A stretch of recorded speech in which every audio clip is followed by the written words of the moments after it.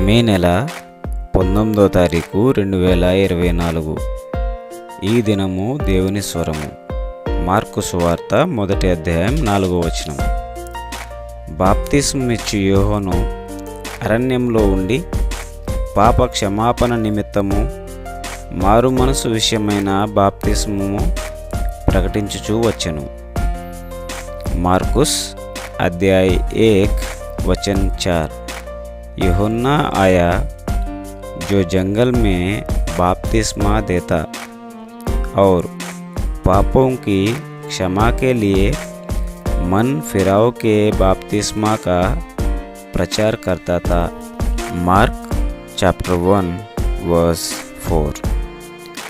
John did baptize in the wilderness and preach the baptism of repentance for the remission of sins.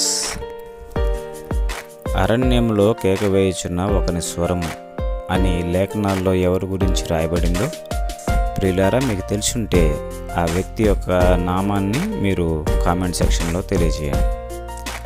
ఇక్కడ బాప్తిస్మమిచ్చు యోహాను పాప క్షమాపణ నిమిత్తమును మారు మనసు విషయం గురించి ఆయన ప్రకటించుచూ వచ్చారు. ఒక పాపి క్షమాపణ పొందాలి, తన యొక్క పాపపు సంఖ్యల నుంచి, ఆ యొక్క పాపపు బంధకాల నుంచి విడుదల పొందాలి అనేది దేవుని యొక్క ప్రణాళిక. ఆ పాప భారము మనం మోయలేనిది. పాపం వల్ల వచ్చేటువంటి జీతము మరణం. కాబట్టి ఆ మరణం నుంచి మనము విడుదల పొందాలని, మరణ వేదన నుంచి, మరణ బాధల నుంచి మనం తప్పింపబడాలి అనేది దేవుని యొక్క ప్రణాళిక.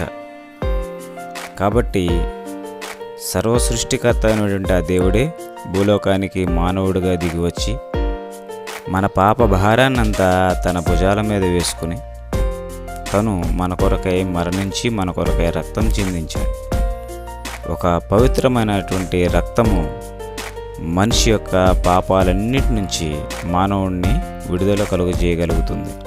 కాబట్టి ఆ యొక్క దేవుని యొక్క కుమారుడే మన కొరకై భూమికి దిగి వచ్చాడని మనం నమ్మితే, మన యొక్క మనసును మార్చుకుంటే, మన యొక్క కఠినమైన హృదయాన్ని మన నుంచి మనం తొలగించుకుని మారు మనసు పొంది పాపపు లక్షణాల నుంచి మనం విడుదల పొంది చెడు మార్గమును విసర్జించి, చెడు కార్యాలను విసర్జించి, చెడు అనేది ప్రతిదీ మన జీవితం నుంచి పూర్వపు లక్షణాలను మనం విడిచిపెట్టి నిజమైన దేవుడిని మనం వెంబడించినట్లయితే ఆ పరమ పవిత్రుడు తన రక్తాన్ని మన మీద కార్చి మనల్ని పవిత్రులుగా చేసి తన బిడ్డలుగా మార్చుకుంటాడు.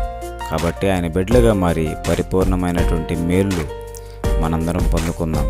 దేవుడి లేఖనం ద్వారా మనందరినీ దీవించి ఆశీర్వదించును గాక. ఆమెన్.